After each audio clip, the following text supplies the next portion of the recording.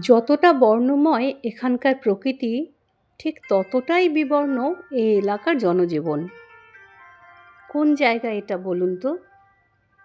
হ্যাঁ, একদম ঠিক বলেছেন, এটা ডাউকি।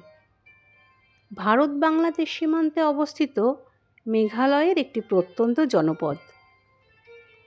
দুটি দেশের বুক চিরে বয়ে চলেছে উমঙ্গট রিভার, যা ডাউকি নামেই বহুল পরিচিত।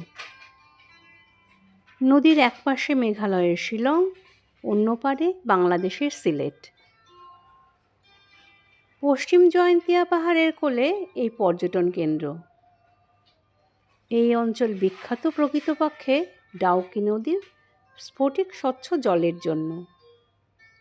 এতটাই স্বচ্ছ এই নদীর জল যে নদীর তলদেশ পর্যন্ত পরিষ্কার দেখা যায়।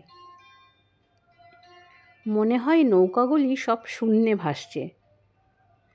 তবে এই ক্রিস্টাল ক্লিয়ার জল দেখতে হলে আপনাকে শীতকালে আসতে হবে।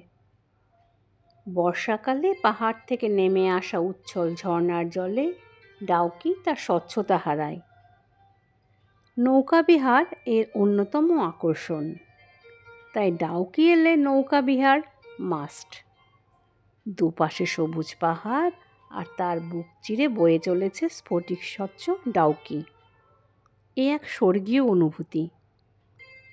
আর এই যাত্রাকে আরও আকর্ষণীয় করে তোলে রং বেরঙের নৌকা। আর এই নৌকা বিহারই এই অঞ্চলের অধিবাসীদের জীবিকা।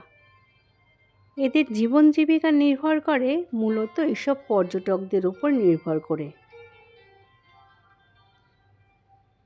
আর রয়েছে 1932 সালে নির্মিত ঝুলন্ত সেতু, যা এখনও ভারত ও বাংলাদেশের মধ্যে পণ্য পরিবহনের জন্য ব্যবহার করা হয়। মেঘালয় ঘুরতে এলে ডাউকি একবার আপনাকে আসতেই হবে।